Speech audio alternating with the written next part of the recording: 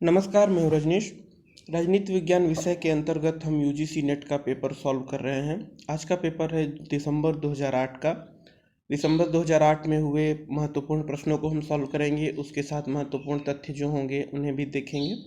यहाँ पर ये मेरे बारे में दिया हुआ है और नीचे टेलीग्राम चैनल का लिंक दिया हुआ है। इस टेलीग्राम चैनल पर जाकर आप इस वीडियो की पीडीएफ प्राप्त कर सकते हैं। इसके अलावा हमारी जो महत्वपूर्ण series political theory, Indian government and politics तथा कंपैरेटिव पॉलिटिक्स पर हुई हैं, उन्हें भी आप देख सकते हैं। तो आइए शुरू करते हैं आज का वीडियो।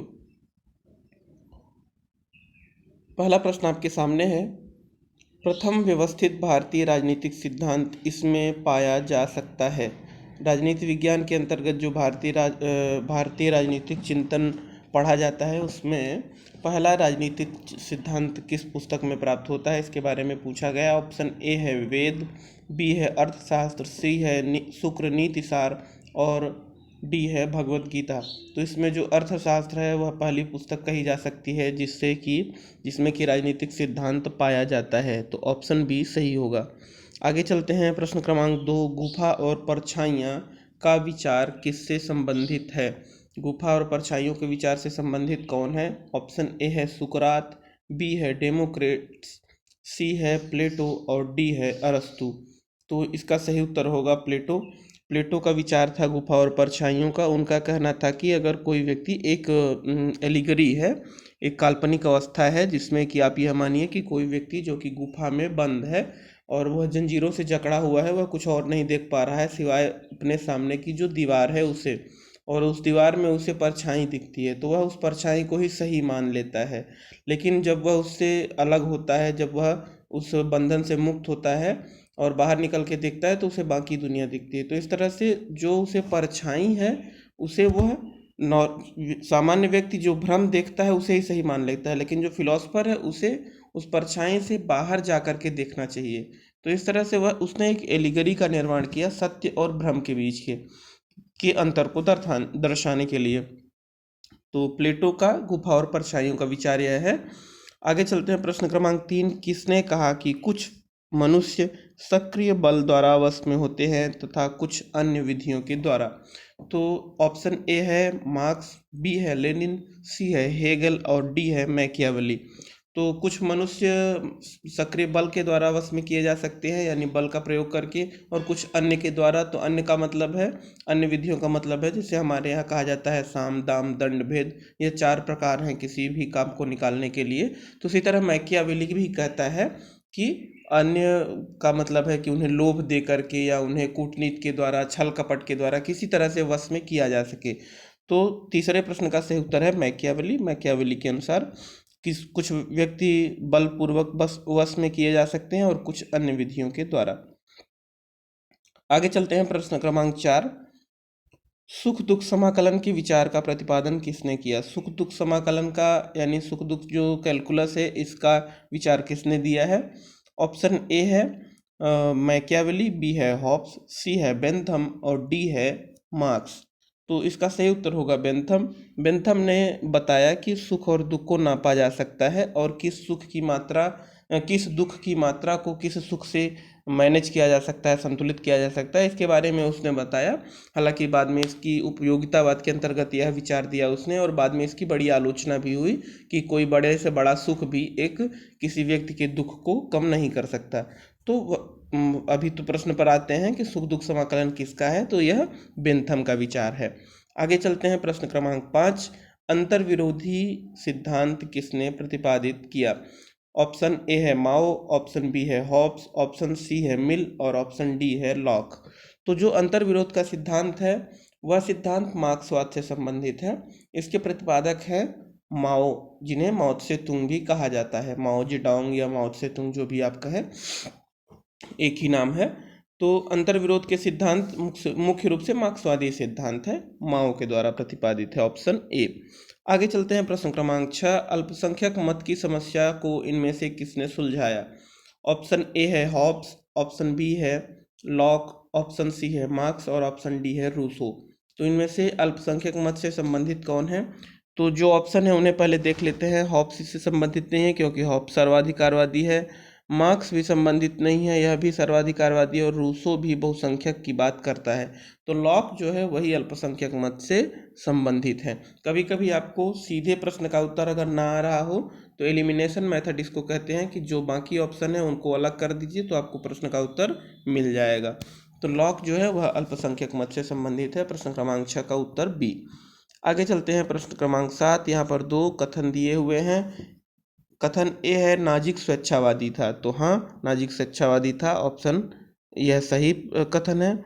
दूसरा है नॉजिक ने व्यक्तिगत स्वतंत्रता और यथोचित संपत्ति का समर्थन किया, यह कथन भी सही है। और जो आर है वह ए का कारण है, आर ए की सही व्याख्या करता है, तो इस तरह से ऑप्शन ए सही होगा। आगे चलते हैं प्रश्न क्रमांक 8 की तरफ। प्रश्न क्रमांक 8 आपके सामने है। उत्तर व्यवहारवाद में आदर्श मूलक तत्व शामिल हैं, यह कथन उत्तर व्यवहारवाद में आदर्श मूलक तत्व शामिल है क्योंकि उत्तर व्यवहारवाद में मूल्यों को बाद में शामिल कर लिया गया था। मतलब व्यवहारवाद के विरोध में या उसमें सुधार के लिए उत्तर व्यवहारवाद आया और उसमें मूल्यों को शामिल कर लिया गया था, तो इसे आदर्श मूलक तत्व कहा जा सकता है। ऑप्शन ए सही है। दूसरा है ईस्टन ने राजनीतिक विश्लेषण में मूल्यों की प्रासंगिकता को स्वीकार किया, तो यह भी सही है। तो इस तरह से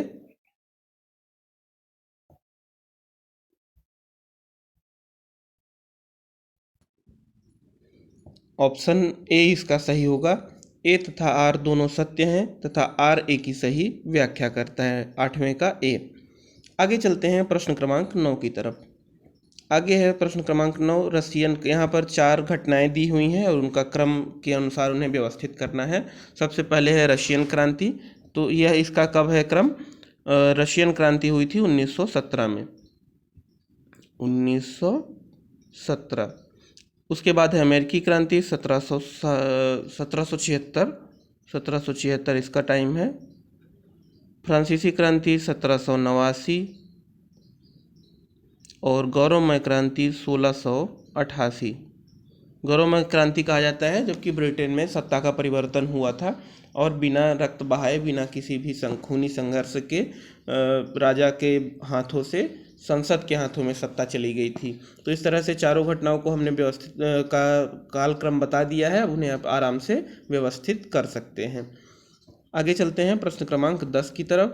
प्रश्न क्रमांक 10 है, इसमें दो सूचियां दी हुई हैं। पहली सूची में कुछ विचार है और दूसरी सूची में उनके से संबंधित विचारक है, तो उन्हें मिलान करना है। स्वेच्छावाद का संबंध किससे है? तो अभी हमने तुरंत कुछ ही पहले प्रश्न को सॉल्व किया था जिसमें कि स्वेच्छावाद में नॉजिक का संबंध बताया गया था, तो स्वेच्छावाद का संबंध नॉजिक से है। उपयोगितावाद का संबंध बेंथम से है, यह प्रश्न भी इसी पेपर में अभी कुछ देर पहले आया था।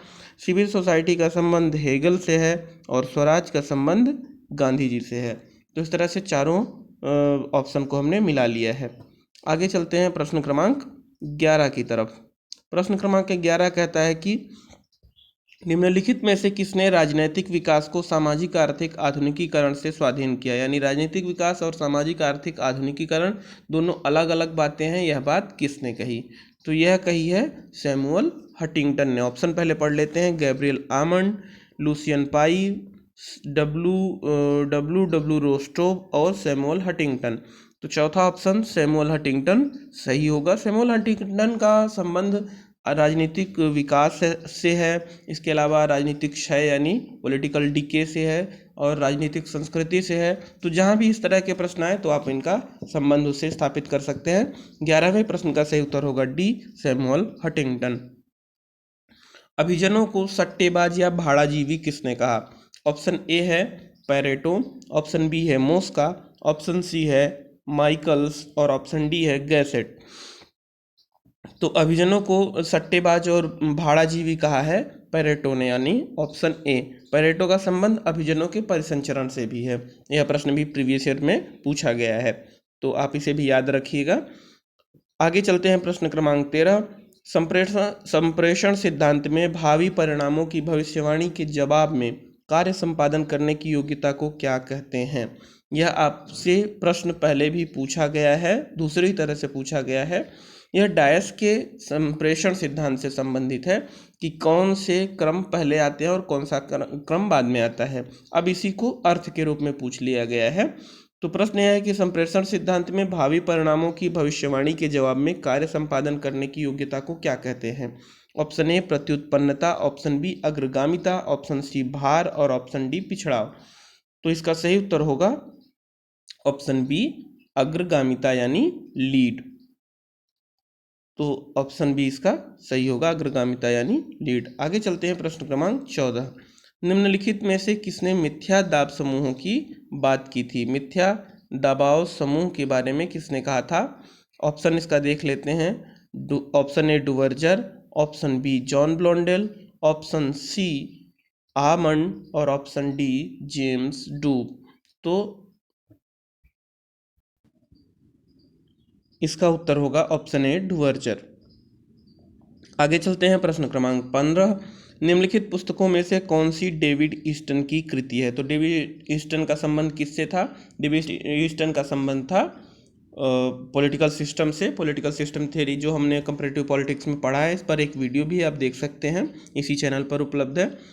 तो इसका ऑप्शन देख लेते हैं, a system analysis of political life.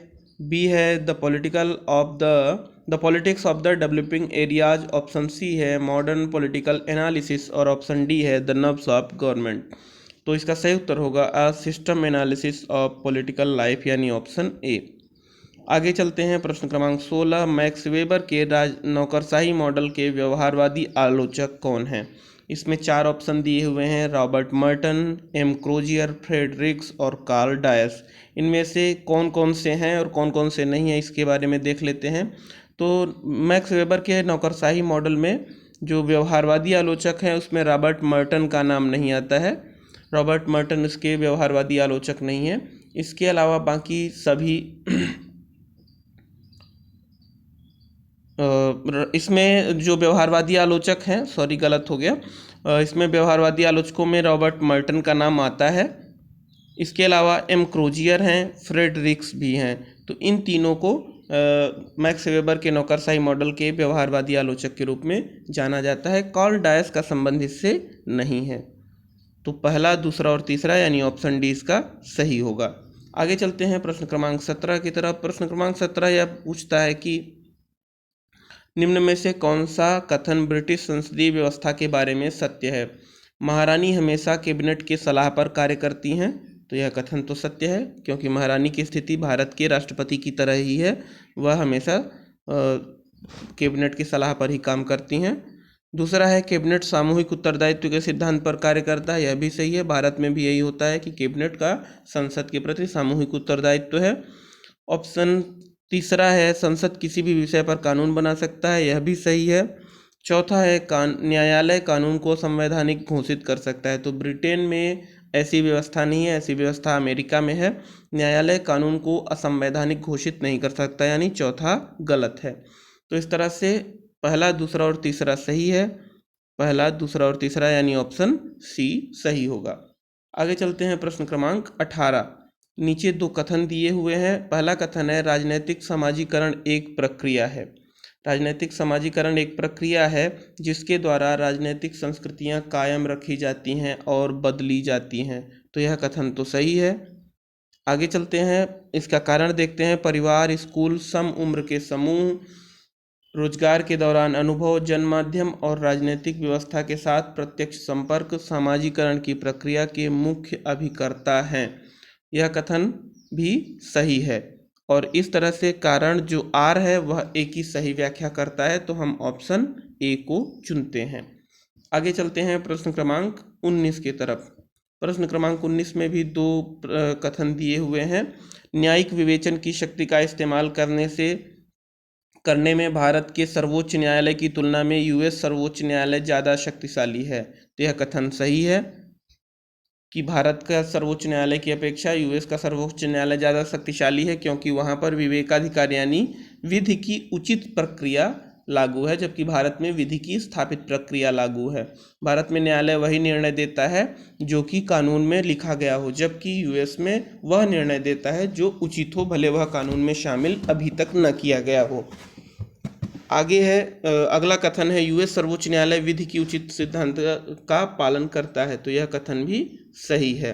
अब हमें बताना है कि दूसरा कथन जो पहले की व्याख्या करता है या नहीं, तो हाँ, कथन आर जो है वह ए की व्याख्या करता है, तो ऑप्शन ए सही होगा। आगे चलते हैं प्रश्न क्रमांक 20 की तरफ। प्रश्न क्रमांक 20 आपके सामने है। यहाँ पर दो सूचियाँ दी हुई हैं, पहले में राजनीतिक चिंतकों का नाम है और दूसरे में उनसे संबंधित कोई सिद्धांत है। तो कौन है वो? सबसे पहले देखते हैं डायस। डायस का संबंध किससे है? डायस कहिए या कार्ल ड्यूस कहिए इन्हें। तो डायस का संबंध है, यहाँ पर जोड़ी मिलाना है। डायस का संबंध है ग्रहीता या संग्रहण केंद्र से। ऑप्शन तीसरा जो है रिक्स है, रिक्स का संबंध है विकास फंड से, विकास फंड या डेवलपमेंट ट्रैप जिसे कहते हैं। इसके बाद है परेटो। परेटो का संबंध है भ्रष्टाचार, प्रजातंत्र को भ्रष्टाचार, मशीनी राजनीति और गुंडागर्दी के साथ अभिन्न समझना। और हटिंगटन का संबंध है आधुनिकीकरण एक बहुमुखी प्रक्रिया है। तो इस तरह से हमने चारों ऑप्शन को मिला लिया है। आगे चलते हैं प्रश्न क्रमांक 21 की तरफ। प्रतिपक्ष त्याग कानून रखा गया है। प्रतिपक्ष त्याग कानून का मतलब है दल बदल विरोधी अधिनियम। तो दल बदल विरोधी अधिनियम किस सूची में रखा गया है? पहला है प्राकथन में, बी है मौलिक अधिकारों के चैप्टर में, ऑप्शन सी है संविधान की 6वीं अनुसूची में और ऑप्शन डी है संविधान की 10वीं अनुसूची में। तो इसका सही उत्तर होगा संविधान की 10वीं अनुसूची। संविधान की 10वीं अनुसूची में कहा गया है कि अगर कोई व्यक्ति जो कि किसी पार्टी से चुनाव लड़ता है और चुनाव जीतने के बाद दूसरे पार्टी में या दूसरे दल में शामिल हो जाता है, तो वह उसकी सदस्यता समाप्त हो जाएगी तब तक जब तक कि ऐसा करने वाले 1/3 सदस्य नहीं होते। मतलब अगर किसी पार्टी की 1/3 सदस्य अलग होकर नई पार्टी बना ले तब की स्थिति में नहीं होगा, लेकिन अगर कोई 1-2 व्यक्ति या 1/3 से कम व्यक्ति ऐसा करते हैं तब की स्थिति में उनकी सदस्यता समाप्त हो जाएगी। ऐसा इसके लिए किया गया है कि कुछ लोग पैसे की लालच में अपनी पार्टी चेंज कर देते थे, तो सरकारें लगातार गिर रही थी और अस्थिर सरकारों का निर्माण हो रहा था। इस कारण से 10वीं अनुसूची में यह दल बदल विरोधी अधिनियम शामिल किया गया। आगे चलते हैं प्रश्न क्रमांक 22। उपराष्ट्रपति के चुनाव में कौन वोट देता है? निम्नलिखित में से सही उत्तर का चयन करें। ऑप्शन ए है विधानसभा के सदस्य, बी है विधान परिषद के सदस्य, ऑप्शन सी है संसद के निर्वाचित सदस्य और ऑप्शन डी है संसद के मनोनीत और निर्वाचित सदस्य। तो इसका सही उत्तर होगा संसद के मनोनीत और निर्वाचित सदस्य, यानी लोकसभा और राज्यसभा के दोनों सदनों के सभी सदस्य इसमें भाग लेते हैं। आगे चलते हैं प्रश्न क्रमांक 23। निम्नलिखित में से कौन सा शब्द संविधान में समाविष्ट नहीं है? धर्मनिरपेक्ष, संघीय, प्रजातांत्रिक अथवा समाजवादी।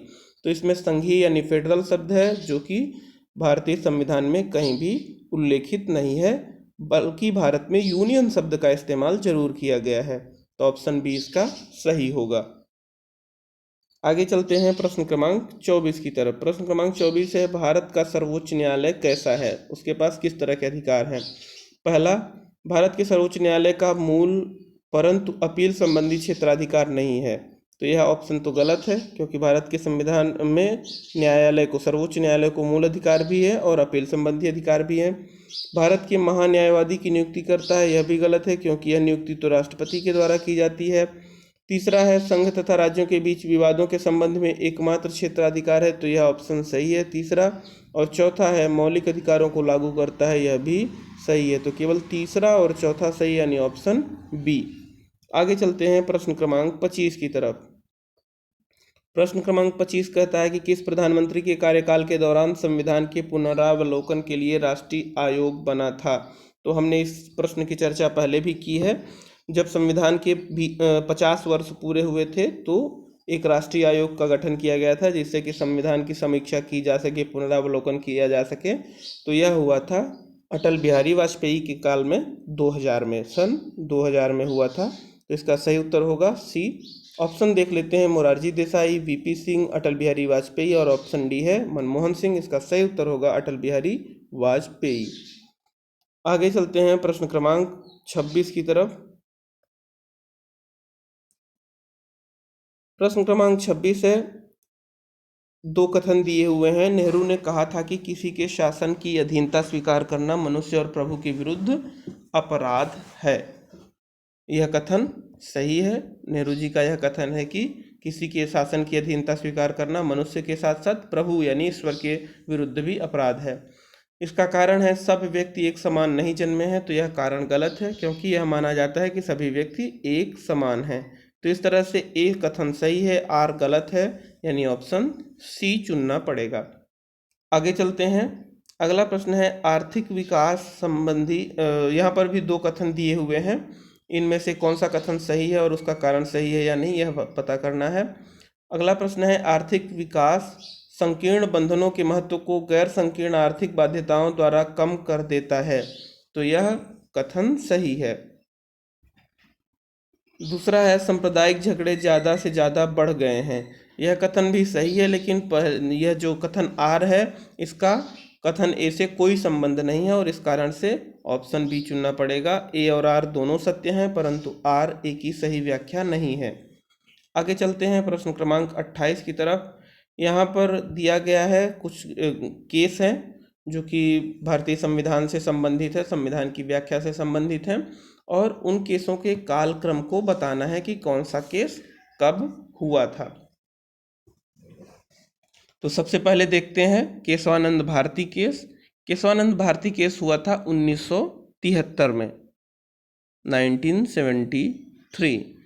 गोलकनाथ केस हुआ था 1967 में, 1967।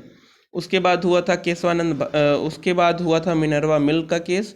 मिनर्वा मिल का केस हुआ था 1980 में, 1980। और उसके बाद है सज्जन सिंह का केस। सज्जन सिंह का केस हुआ था 1964 में, 64।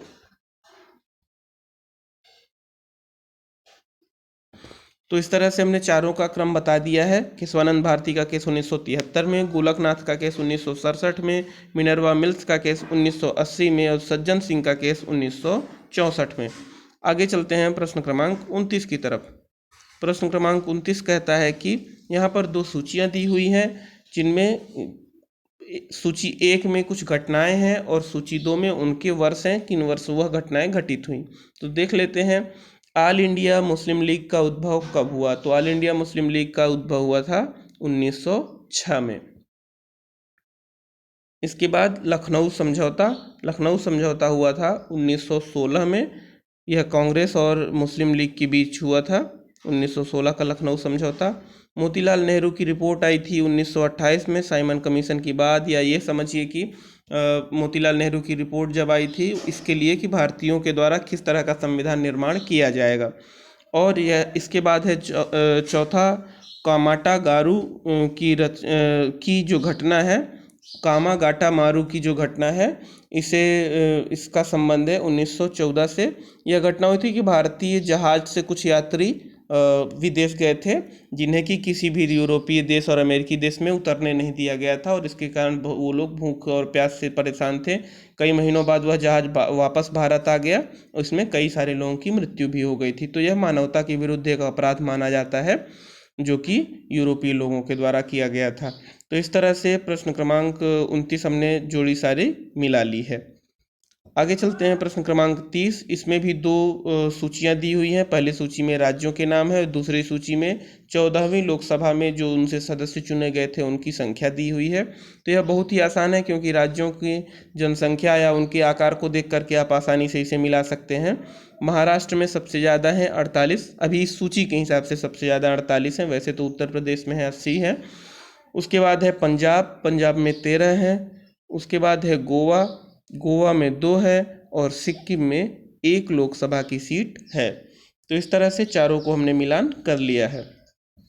आगे चलते हैं प्रश्न क्रमांक 31 आपके सामने है कि लोक सेवकों की नियुक्ति में निम्नलिखित अवस्थाओं का सही क्रम क्या होगा? भर्ती, विज्ञापन, साक्षात्कार और लिखित परीक्षा। तो सबसे पहले क्या होता है? यह तो एक सामान्य सा प्रश्न है, हालांकि लोक प्रशासन में ऐसे प्रश्न पूछे जाते हैं। सबसे पहले नियुक्ति के लिए जो भी होता है तो विज्ञापन निकाला जाता है, यानी नंबर 1। उसके बाद लिखित परीक्षा होती है, नंबर 2। इसके बाद साक्षात्कार होता है, नंबर 3। और उसके बाद भर्ती होती है, नंबर 4।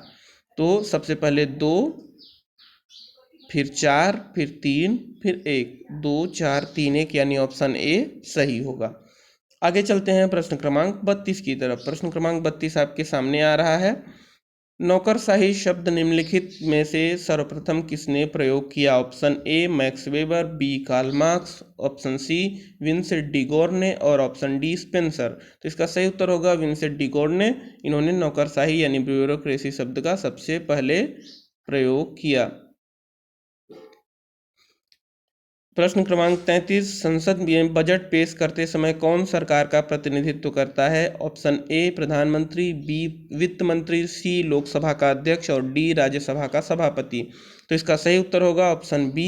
वित्त मंत्री जो है वह संसद में बजट को पेश करता है, उससे संबंधित भाषण देता है और सरकार का प्रतिनिधित्व वही करता है, उससे संबंधित सवालों के जवाब भी वही देता है। आगे है प्रश्न क्रमांक 34, भारत में किसकी सिफारिश के आधार पर 1966 में लोकपाल संस्था का सुझाव किया गया था? यानी 1966 में लोकपाल की संस्था का सुझाव किसने दिया था? ऑप्शन ए प्रशासनिक सुधार आयोग, ऑप्शन बी योजना आयोग, ऑप्शन सी विधि आयोग और ऑप्शन डी वित्त आयोग। तो इसका सही उत्तर है प्रशासनिक सुधार आयोग, ऑप्शन ए। आगे चलते हैं। अगला प्रश्न है प्रश्न क्रमांक 35, भारत के नियंत्रक एवं महालेखा परीक्षक द्वारा निम्नलिखित में से कौन सा कृत्य संपन्न किया जाता है? तो भारत के नियंत्रक एवं महालेखा परीक्षक के द्वारा ऑप्शन ए है बजट को प्रस्तुत करना और पारित करना, बी है बजट की क्रियान्विति, ऑप्शन सी है राष्ट्रीय लेखाकरण और ऑप्शन डी है लेखा परीक्षण। तो इसका सही उत्तर होगा लेखा परीक्षण यानी ऑप्शन डी। आगे है प्रश्न क्रमांक 36। प्रश्न क्रमांक 36, भारत के राष्ट्रपति की परिलब्धियां एवं भत्ते दिए जाते हैं। तो भारत के राष्ट्रपति की परिलब्धियां एवं भत्ते किस पर भारित होते हैं? ऑप्शन ए भारत की संचित निधि, ऑप्शन बी भारत की आकस्मिक निधि, ऑप्शन सी सार्वजनिक लेखा निधि और ऑप्शन डी राजकोष से। तो इसका सही उत्तर होगा भारत की संचित निधि, कंसोलिडेटेड फंड से भारत की राष्ट्रपति की परिलब्धियां और भत्ते दिए जाते हैं। अगला प्रश्न है प्रश्न क्रमांक 37। यहाँ पर दो कथन दिए हुए हैं। संविधान के अंतर्गत राज्य सरकारें राज्य वित्त आयोग नियुक्त करने के लिए बाध्य होती हैं। तो यह सही है कि जो पंचायती राज की व्यवस्था की गई है यानी स्थानीय स्वशासन की, उसमें राज्यों को वित्त आयोग की नियुक्ति करनी होती है। तो पहला कथन सही है। अब इसका कारण देख लेते हैं। राज्य सरकारों द्वारा स्थानीय निकायों को दी जाने वाली वार्षिक धनराशि का निर्धारण राज्य वित्त आयोग द्वारा किया जाता है। तो यह कथन भी सही है, दोनों कथन सही है और जो आर है वह एक ही सही व्याख्या करता है यानी ऑप्शन ए सही होगा। आगे चलते हैं प्रश्न क्रमांक 38। यहाँ पर भी दो कथन दिए हुए हैं। कथन ए है सब प्रकार के संगठनों के लिए प्रत्यायोजन प्रकार्यात्मक आवश्यकता है।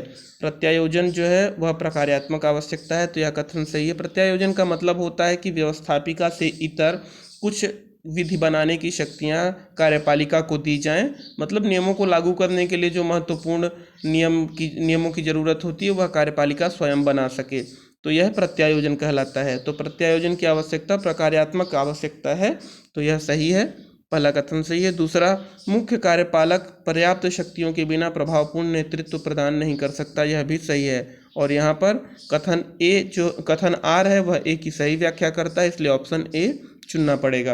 38वें का सही उत्तर होगा ऑप्शन ए। आगे चलते हैं प्रश्न क्रमांक 39।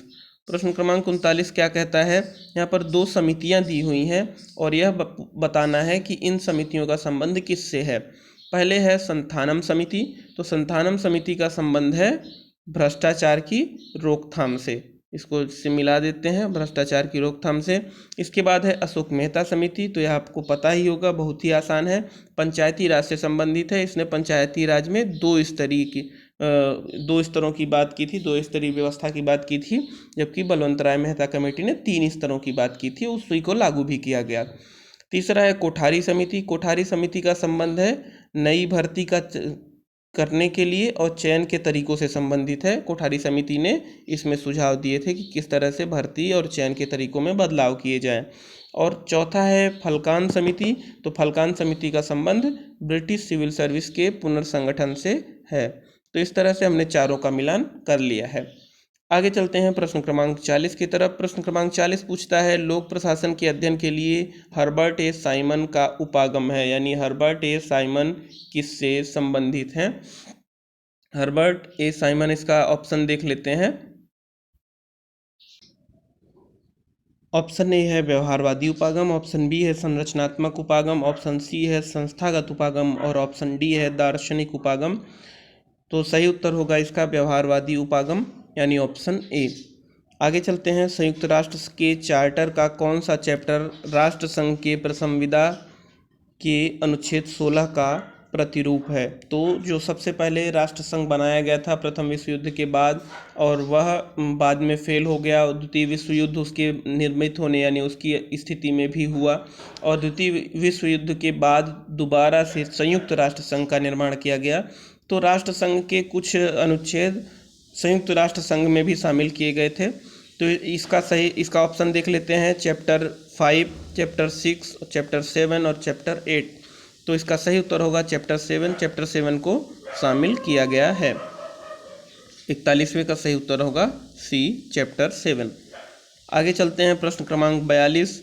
हैंस मर्गनथाउ के अनुसार शक्ति संतुलन का पैटर्न है। शक्ति संतुलन का पैटर्न कैसा है। ऑप्शन ए है सीधे विरोध का पैटर्न, ऑप्शन बी है प्रतिस्पर्धा का, पहला है सीधे विरोध का पैटर्न, दूसरा है प्रतिस्पर्धा का पैटर्न, तीसरा है समर्थन का पैटर्न और चौथा है पारस्परिक विश्वास का पैटर्न। तो इसमें हमें देखना है कि कौन कौन से प्रश्न सही होंगे। पहला सीधे विरोध का पैटर्न, यह तो सही है, मर्गनथाउ इसकी बात करता है। दूसरा प्रतिस्पर्धा का पैटर्न, मर्गनथाउ इसकी भी बात करता है।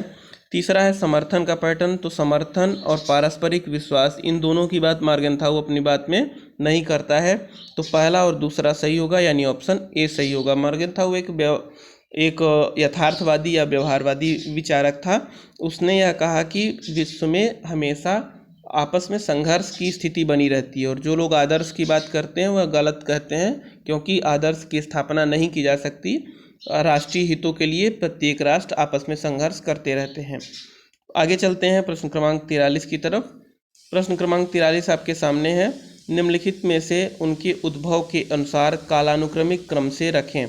यहाँ पर 4 घटनाएं दी गई हैं और उनको उनका समय बताना है कि कौन सी घटना कब हुई। तो सबसे पहले नैम है, नॉन अलाइनमेंट मूवमेंट यानी गुट निरपेक्ष आंदोलन। तो इसका टाइम क्या है, 1964 है इसका टाइम, 1964। दूसरा है WTO का टाइम पीरियड क्या है, WTO का टाइम है 1995, यह विश्व व्यापार संगठन से संबंधित है, 1995। तीसरा है नव अंतर्राष्ट्रीय आर्थिक व्यवस्था, तो नव अंतर्राष्ट्रीय आर्थिक व्यवस्था का संबंध है 1974 से, 1974 में आया था। और साप्टा है चौथा, यानी south Asian preferential trade agreement, यानी कि साउथ एशिया के जो देश हैं जो सार्क के सदस्य हैं वह आपस में व्यापार करने के लिए आप सार्क देशों को प्रेफरेंस देंगे। तो यह आया था 1991 में, 1991। तो इस तरह से हमने चारों का टाइम पीरियड बता दिया है। अब इन्हें आप अपने हिसाब से व्यवस्थित कर सकते हैं। आगे चलते हैं प्रश्न क्रमांक 44 की तरफ। निम्नलिखित में से कौन सा राष्ट्रीय हित को उन्नत करने का उपकरण समझा जाता है। तो राष्ट्रीय हित को उन्नत करने के लिए कौन से उपकरण का इस्तेमाल किया जाता है। पहला है मत प्रचार, बी है युद्ध, ऑप्शन सी है अंतर्राष्ट्रीय विधि और ऑप्शन डी है कूटनीति। तो इसका सही उत्तर होगा कूटनीति, यानी डिप्लोमेसी का इस्तेमाल राष्ट्रीय हित को उन्नत करने के लिए किया जाता है। 45वां है, निम्नलिखित में से कौन सा देश NPT पर हस्ताक्षर नहीं किया है। ऑप्शन ए है UK, बी है USA, ऑप्शन सी है फ्रांस और ऑप्शन डी है भारत। तो अभी तक भारत ने NPT यानी परमाणु अप्रसार संधि, नॉन प्रोलिफरेशन ट्रीटी, इस पर साइन नहीं किया है। आगे चलते हैं प्रश्न क्रमांक 46। सार्क का सचिवालय कहाँ पर स्थित है। ऑप्शन ए है नई दिल्ली, बी है इस्लामाबाद, सी है ढाका और डी है काठमांडू। तो सार्क का सचिवालय काठमांडू में स्थित है। प्रश्न क्रमांक 47वां, भारत का सबसे बड़ा व्यापार सहयोगी कौन है। तो आसियान देश, ऑप्शन ए है आसियान, ऑप्शन बी है एपेक, ऑप्शन सी है OIC और ऑप्शन डी है EU यानी यूरोपियन यूनियन। तो इसका सही उत्तर होगा EU यानी यूरोपियन यूनियन भारत का सबसे बड़ा व्यापार सहयोगी है। आगे चलते हैं प्रश्न क्रमांक 48। शांति स्थापना प्रयास युद्ध स्थितियों को स्थिर कर देता है बजाय उनका समाधान करने के। तो यह कथन दो दिए हुए हैं। पहला कथन दूसरे कथन का कारण है या नहीं और सत्य है या नहीं, यह बताना है। तो कथन यह है कि शांति की स्थापना का जो प्रयास है वह युद्ध स्थितियों को स्थिर कर देता है, उनका समाधान नहीं करता है। तो पहला कथन तो सही है, ऐसा यथार्थवादी शांति के प्रयासों की आलोचना में कहते हैं, ऐसा वो मानते हैं। दूसरा है शांति की स्थापना का यूएन चार्टर में जिक्र नहीं किया गया है। तो दूसरा कथन गलत है, यानी ए सही है और आर गलत है, यानी ऑप्शन सी इसका चुनना होगा। आगे चलते हैं प्रश्न क्रमांक 49। प्रश्न क्रमांक 49 में भी दो कथन दिए हुए हैं। पहला कथन है आदर्शवाद नहीं बल्कि राष्ट्रीय हित है जो कि देश की विदेश नीति को आकार देता है।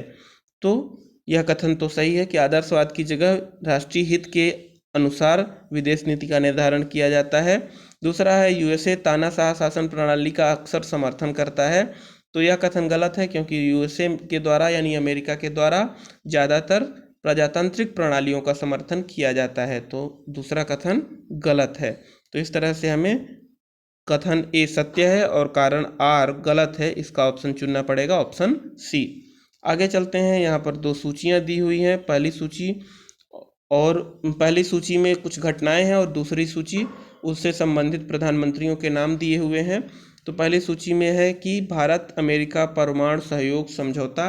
भारत अमेरिका परमाणु सहयोग समझौता प्रीवियस ईयर पेपर में यह आया था, आपको ध्यान होगा। यह डॉक्टर मनमोहन सिंह से संबंधित है। इसके बाद है ताशकंद शिखर सम्मेलन। ताशकंद शिखर सम्मेलन लाल बहादुर शास्त्री से संबंधित है। इसी में लाल बहादुर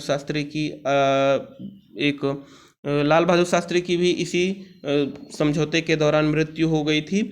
तीसरा है शिमला सहमति। शिमला सहमति है इंदिरा गांधी से संबंधित, 1971 के युद्ध के बाद भारत और पाकिस्तान के बीच स्थापित हुई।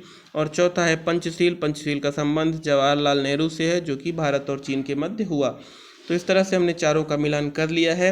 इस प्रश्न पत्र में 50 प्रश्न ही थे, हमने उन सभी प्रश्नों को सॉल्व किया है। इससे संबंधित जो भी प्रश्न पूछना हो आप कमेंट बॉक्स में ज़रूर पूछ सकते हैं। आपने वीडियो देखा इसके लिए धन्यवाद। महादेव।